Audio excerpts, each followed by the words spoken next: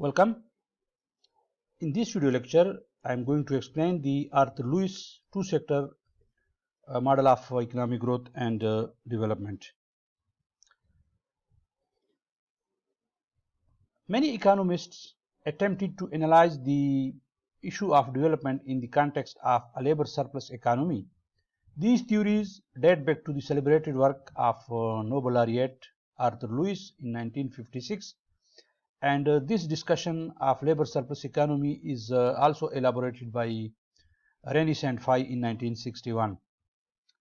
In 1954, Arthur Lewis published a famous paper on economic development with unlimited supply of labor, which has since become one of the most frequently cited publications by any modern economist.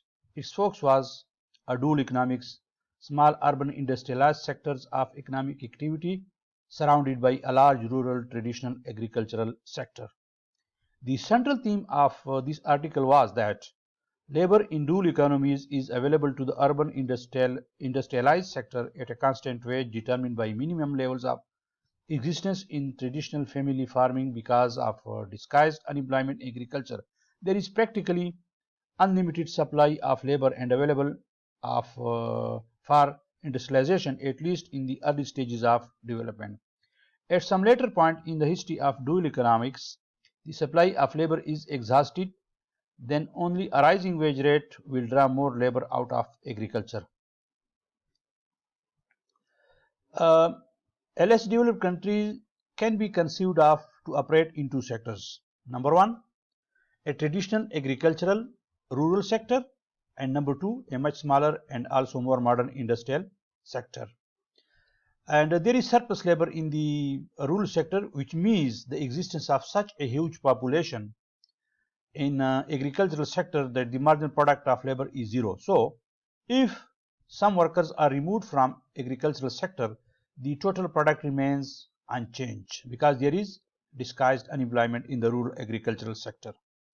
The essence of development process in such an economy is the transfer of labor resources from the rural sector, where they add nothing to production, to the more modern industrial sector, where they create a surplus that may be used for further growth and development.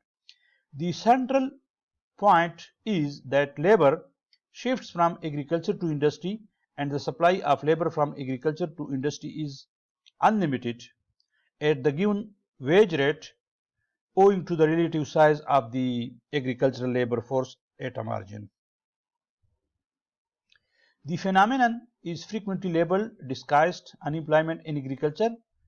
Redundant supplies of unskilled labor to industry at existing wage hold down industrial labor costs, but higher demand and higher prices in industry result in higher profits. When these profits are plugged back into industrial capital formation, demand for industrial output, both for consumption goods by newly employed workers and investment by capitalists, rises, causing further shift of labor out of agriculture into industry. Lewis postulates the existence of a subsistence sector with surplus labor, and he sees in this the seed of the subsistence sector. One major characteristic of the capitalist sector is that it uses reproducible capital and that it produces profit. Since there is surplus labor from the subsistence sector, the capitalist sector draws its labor from the agricultural sector, and it is assumed that as a result of rapid increases in population in already densely populated countries, the supply of unskilled labor is unlimited. It is to be noted that although the Arthur Lewis model of growth is both simple and roughly in conformity with historical experience of economic growth in the West, it has three key assumptions which are sharply in contrast with the realities of underdevelopment in most third world countries. First, the model implicitly assumes that the rate of labor transfer and employment creation is proportional to the rate of capital formation. So if there occurs labor saving capital accumulation, the employment applications of the model will be modified. Second, the model assumes that surplus labor exists in the rural areas while there is full employment in the urban areas. In reality, exactly the reverse is true in LDC. There is substantial open unemployment in urban areas but almost no general surplus labor in the rural locations. The third key assumption at variance with the reality is the notion that the continued existence of constant real urban wages until the supply of small surplus labor is exhausted. Michael P. Todero says one of the most striking features of the urban wage situation in almost all developing countries, however, has been the tendency for these wages to rise substantially, both in absolute terms and relative to average rural incomes, even in the presence of rising levels of open unemployment. Here, in this figure, we will explain the Arthur's two-sector model. The horizontal line S shows the constant wage rate in the rural agriculture sector, and the W line shows wages in the industrial urban sector, which are higher than the agriculture, and N1, N2, N3 shows the demand for labor.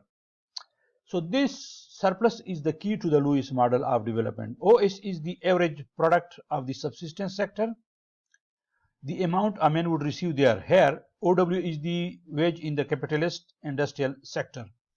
Let us start with a fixed quantity of capital, and in this situation, the demand for labor is represented by the marginal productivity schedule of labor NQ.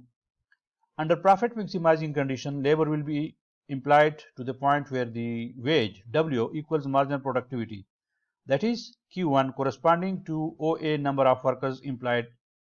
Workers in excess of O will earn whatever they can in the subsistence sector at wage equal to OS. Development takes place since part of what is produced accrues to the capitalist in the form of surplus, that is W and Q1 in this figure. This amount is reinvested. This reinvestment produces an increase in the amount of fixed capital and causes a shift in the marginal product of labor curve from N1 Q1 to N2 Q2 in the next period. Similarly, more labor will now be employed and the surplus increases, leading to a further shift to the curve to N3 Q3, and this will cause more labor to be drawn in the form of subsistence sector has been drawn into the capitalist sector. When that happens, pay in the subsistence sector will start to rise, causing wages in the capitalist sector to rise, and that will cause wages in the capitalist sector to rise, and then the first phase of development will have ceased as the supply curve of labor has ceased to be horizontal but has turned upwards. There is also criticism leveled against the Arthur-Lewis model, and the first point is that the Arthur-Lewis model is close to the Ricardian one. It neglects the central concern of Ricardo, how the price of food is to be held down. If it assumed, however, that the supply of labor to industry is infinitely elastic at a steady wage because of surplus labor in agriculture, this can help explain initial development which comes to an end when wages started to rise with increased capital formation. Historically, this model misses one of the most important points. An exodus of labor from agriculture, raising wages there, applies pressure for rationalization of agriculture technology for the introduction of machinery and other capital-intensive methods such as fertilizer. Productivity increases in industry interact with productivity increases in agriculture after the supply of labor has been drawn down.